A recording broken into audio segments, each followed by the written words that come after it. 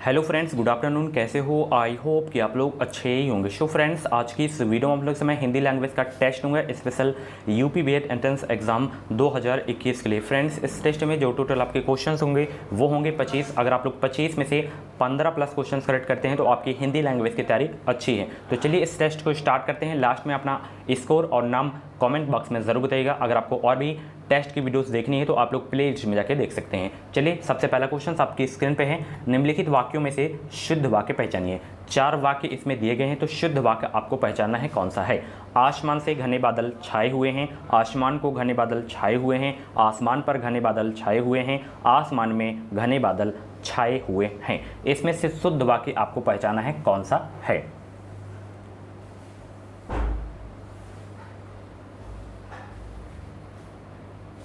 तो इसमें जो ऑप्शन डी वाला है, आसमान में घने बादल छाए हुए हैं, यही वाक्य केवल आपका शुद्ध है, बाकी अशुद्ध है। ठीक है, तो ऑप्शन इसका डी करेक्ट होगा इस क्वेश्चन का राइट आंसर। इंपॉर्टेंट क्वेश्चन है आपके एग्जाम के लिए। ठीक है, चलिए अगला प्रश्न यहाँ पे देख सकते हैं। जब किसी वाक्य को अर्थों के आधार पर सजाया जाता है तो उसे क्या कहते हैं। एक बार फिर से क्वेश्चन रिपीट कर रहा हूँ। जब किसी वाक्य को अर्थों के आधार पर सजाया जाता है तो उसे क्या कहते हैं। आंसर सोचने का ज़्यादा समय चाहिए तो आप लोग वीडियो को रोक भी सकते हैं। तो जब किसी वाक्य को अर्थों के आधार पर सजाया जाता है तो उसे क्या कहते हैं, अर्थालंकार कहते हैं। ऑप्शन इसका सी करेक्ट होगा इस क्वेश्चन का राइट आंसर। अगला प्रश्न आपकी स्क्रीन पे है। जड़ का विरुद्धार्थी शब्द दिए गए विकल्प में से कौन सा है। सब लोग 53 का जवाब देंगे। जड़ का विरुद्धार्थी शब्द दिए गए विकल्पों में से कौन सा है। जड़ का विरुद्धार्थी शब्द दिए गए विकल्पों में से कौन सा है, 53 का जवाब देंगे। तो जड़ का विरुद्धार्थी शब्द इनमें से होगा चेतन। ऑप्शन इसका डी करेक्ट होगा इस क्वेश्चन का राइट आंसर। अगला प्रश्न, दिए गए 4 विकल्पों में से कौन सा शब्द स्त्रीलिंग है। यहाँ पे अध्यक्ष है, प्रकृति है, दुपट्टा है, महोदय है। तो इनमें से आपको बताना है स्त्रीलिंग शब्द कौन सा है। 54 का जवाब देंगे सभी लोग।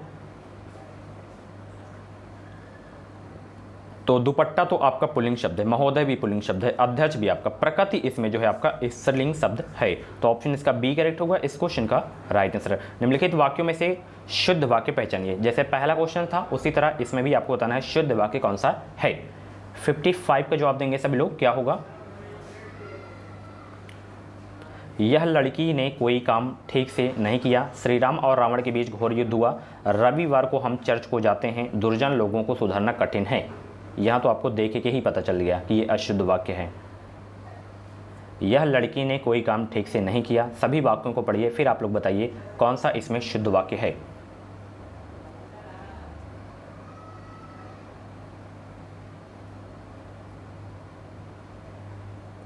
तो इसमें जो है यह नहीं आना चाहिए इस वाक्य में। ठीक है, तो ऑप्शन ए वाला बिल्कुल अशुद्ध है। श्री राम और रावण के बीच घोर युद्ध हुआ, ये ऑप्शन आपका बिल्कुल सही है। ठीक है, ऑप्शन बी वाला इसमें जो है आपका बिल्कुल ऑप्शन सही है। सी वाला आपका अशुद्ध हो जाएगा, रविवार को हम चर्च को जाते हैं। ठीक है,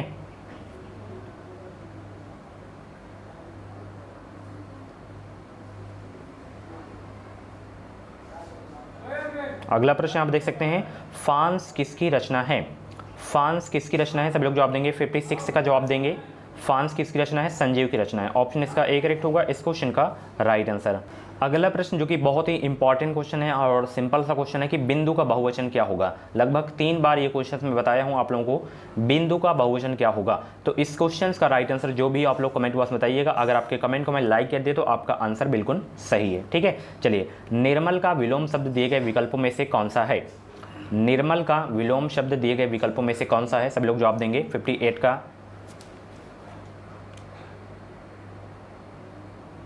तो निर्मल शब्द का विलोम शब्द हो जाएगा मलिन। क्या हो जाएगा, मलिन। ऑप्शन इसका डी करेक्ट होगा इस क्वेश्चन का राइट आंसर। अगला प्रश्न अलंकार से है कि मैया मोरी मैं नहीं माखन खायो पंक्ति में मैं व्यंजन की आवृत्ति हुई है, वर्ण की आवृत्ति किस अलंकार में होती है। 59 का जवाब देंगे सभी लोग। तो वर्ण की आवृत्ति किस अलंकार में होती है, सभी लोग जवाब दीजिए। अनुप्रास अलंकार में होती है। ऑप्शन इसका सी करेक्ट होगा इस क्वेश्चन का राइट आंसर। अगला प्रश्न, बालू से तेल निकालना दिए गए विकल्पों में से मोहारे के सही अर्थ का चयन करें। बालू से तेल निकालना दिए गए विकल्पों में से मोहारे के सही अर्थ का चयन करें। असंभव को संभव करना, बालू से तेल निकालना, जो है मुहावरे का सही अर्थ हो जाएगा। ठीक है, ऑप्शन इसका डी करेक्ट होगा इस क्वेश्चन का राइट आंसर। तमस शब्द का समानार्थी शब्द दिए गए विकल्प में से कौन सा है?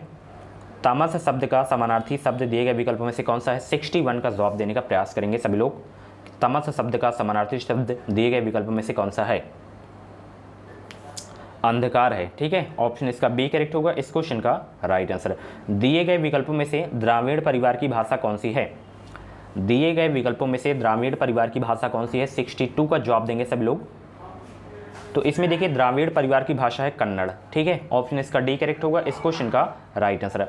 अशक्ति शब्द का अर्थ क्या होता है? अशक्ति शब्द का अर्थ क्या होता है?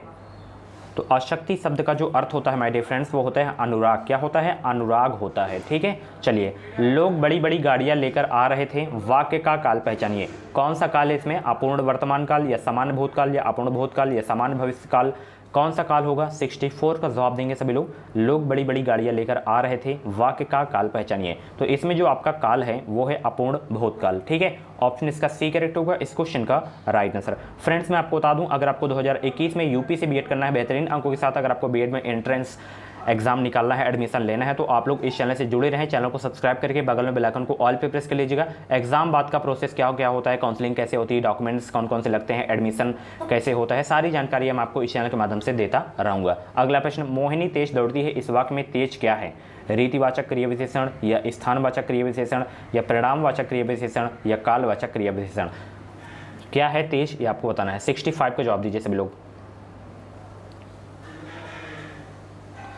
तो इसमें जो है इस वाक्य में तेज जो है आपका रीतिवाचक क्रिया विशेषण है। ठीक है, ऑप्शन इसका ए करेक्ट होगा इस क्वेश्चन का राइट आंसर। अगला प्रश्न देखिए यहाँ पे, नहीं पराग नहीं मधुर, मधु नहीं विकास यही काल, अली कली ही सौ बिंध्यो आगे कौन हवाल? उपयुक्त दोहों में कौन से अलंकार का प्रयोग किया गया है? 66 का जवाब दीजिए, कौन सा अलंकार का प्रयोग किया गया है इसमें?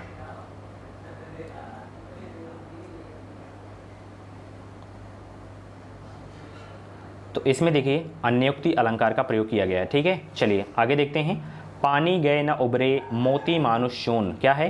पानी गए न उबरे मोती मानुष शून, उपयुक्त दोहे में कौन से अलंकार का प्रयोग किया गया है? श्लेष अलंकार का प्रयोग किया गया है। ठीक है, चलिए अगला प्रश्न यहाँ पे देख सकते हैं। मंदिर में जाने के बाद मन को शांति मिली है, दिए गए वाक्य का काल पहचानिए। मंदिर में जाने के बाद मन को शांति मिली है, दिए गए वाक्य का काल पहचानिए। पूर्ण वर्तमान काल है। ठीक है, ऑप्शन इसका ए करेक्ट होगा इस क्वेश्चन का राइट आंसर। अगला प्रश्न आपकी स्क्रीन पे है, यहाँ पे देख सकते हैं आप लोग कि आमोद शब्द का समानार्थी शब्द दिए गए विकल्पों में से कौन सा है? आमोद शब्द का समानार्थी शब्द दिए गए विकल्पों में से कौन सा है? 69 का जवाब देने का प्रयास करेंगे सभी लोग। तो आमोद शब्द का समानार्थी शब्द दिए गए विकल्पों में से है आपका हर्ष। क्या है? हर्ष। ठीक है, ऑप्शन इसका बी करेक्ट होगा इस क्वेश्चन का राइट आंसर। अगला प्रश्न, रामधारी सिंह दिनकर को किस कृति पर साहित्य अकादमी पुरस्कार मिला था? बहुत इंपॉर्टेंट क्वेश्चन, इंपॉर्टेंट डाल लीजिएगा आप लोग इसमें कि रामधारी सिंह दिनकर को किस कृति पर साहित्य अकादमी पुरस्कार मिला था? इनको जो है संस्कृति के 4 अध्याय पर जो है साहित्य अकादमी जो है पुरस्कार मिला था। ऑप्शन इसका सी करेक्ट होगा इस क्वेश्चन का राइट आंसर। वागीश के लिए सही संधि विच्छेद को चुनिए, यानी कि वागीश का सही संधि विच्छेद क्या होगा? सभी लोग जवाब देंगे।